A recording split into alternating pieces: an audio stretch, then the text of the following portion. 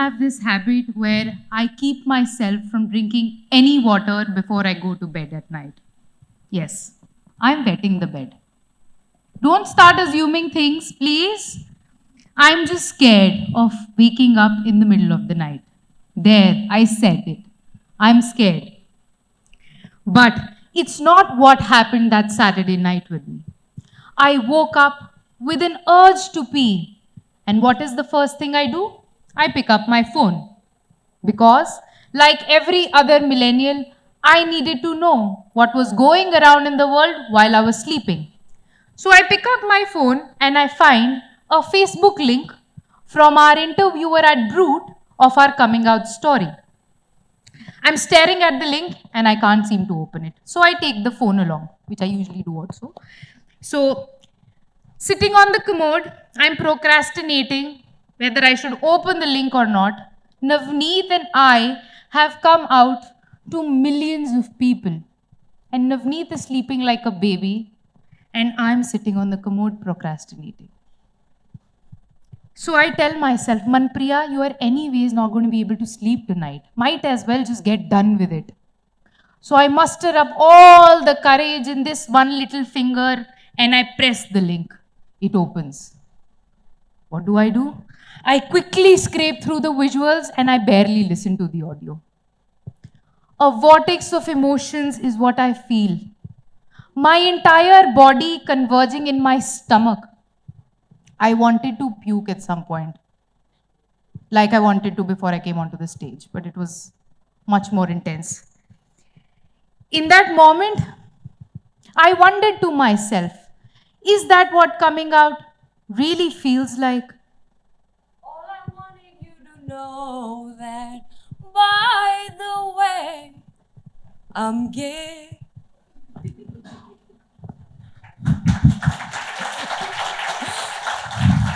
Navneet, could you be any more loud or clear about this? Since Manpriya's already set a urinary tone for this talk, I think I might as well follow her lead. For me, coming out to thousands of people felt like I was holding on to a lot of pee for a really long time and that I could finally release it. I thought I had achieved complete nirvana at this point. But the days leading up to this nirvana were full of anxiety and unrest. I was in a constant dilemma whether to tell my parents that I'm gay before the video came out, or will the video do justice on its own? When I told my mother that I was going to be on the TEDx stage talking, the first thing she asked me, "Gay के बारे में बात करनी है? Will you be talking about gay?" Gay just became this third person both of us started referring to. She wasn't excited, she wasn't happy. All I saw in her was a lot of concern. Conversations are not a strong suit in Indian families, at least in some Indian families. So I addressed her concern with a few wild guesses. She's concerned about how people could judge us. She's concerned about our safety and our well being. Most of all, she's concerned about how loud we are with all of this. As you can see. Her solution, stay quietly, live together, do whatever you want. But please, don't shout it out to the whole world. Our patriarchal schema of things is anyway not going to question two women living together as friends. Her second solution, like every other Punjabi mother. Any Punjabis in the house? Move to Canada. I mean, My mother-in-law. Yes, my friends, my mother-in-law. I don't think Manpriya and I will get the privilege to get married in our country anytime soon. So this is our way of making things real for the both of us. We pretend we're wives. What my mother-in-law thought was a problem was also a cause of concern for some of our friends. After watching the video, I got a couple of calls. One friend calls, "Hello, Navneet. Make sure you latch the door properly." Okay. The other one calls, "Navneet, you do you. Don't you worry what people are gonna say." Fair. I got a third call, this very peculiar call from one of our friends. She says, Navneet, whatever you do, make sure you do not open the comment section of the video. I ensured her that I won't. I hang up. I open the comment section of the video. I know you're curious, so we will address some of the less obnoxious ones, the comments, right here, right now. Absolutely. Such beautiful young girls. Why don't they like boys? I just don't understand. I don't understand why I liked Aishwarya Rai over Shah Rukh Khan or Hrithik Roshan. When same gender fall in inseparable love, one of them have to act like a boy or a girl for identification. I too need answers why some of these lesbians have an early Justin Bieber haircut. Baby, baby, baby, ooh, I thought you'd always be mine. I wonder, why are you both looking for a legal document when you are both doing illegal things? Manpriya, you're under arrest. Okay. These are good people involved in worst acts, as gayness is prohibited in every religion of the world from the beginning of the world. You know what, Manpriya? You're a good person, you're released, but you'll only be religiously persecuted. Wow, thank you. Then someone just wrote sick, SICK, in capital letters for the both of us. Wikipedia describes coming out of the closet as a gay slang for voluntary disclosure. Yes, I know what you're thinking. My world revolves around the information Wikipedia provides me with. So this voluntary disclosure, yes, it is not an event, it is a process where you tell people that this is who I am, this is my reality. But this is the second step of the process. You know what's the first step? Coming out to yourself. सबसे पहले खुद को come out करना पड़ेगा. Which right here was the most difficult bit for me. You know what I did instead? I lied to myself. I told myself I was a bisexual. I'm not trying to offend any of the bisexual folks out there. But telling myself that I was playing for both the teams kept the window open of me finding a nice guy and marrying him, which eased the pressure of actually coming out to the world at all. Well, I think everyone's born bisexual, but that's a whole different discussion for another day. The irony of our situation is, at least my situation is, that both of us are here talking about our coming out story when I don't believe in the concept of coming out. My brother had to never go to my mother to tell her that he was dating a girl. Why do I need to go knocking on her door and be like, hey, mama, I am gay, I am in love with a woman? In his case, it was assumed because he started talking a lot about this girl, brought her over to meet everyone, and eventually they moved in together. Me and Navneet did the same thing for 5 years. Even then, we had to come out to my mother not once, but 3 whole times. Yes, folks, it took 3 awkward conversations and a 2.5-minute video on Brute with 200,000 views to finally seal the deal with her. What followed was a lot of ignorance and distance from her for a few days.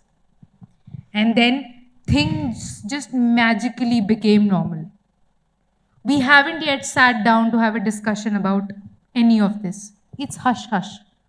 And I think it's going to be hush hush for a very long time.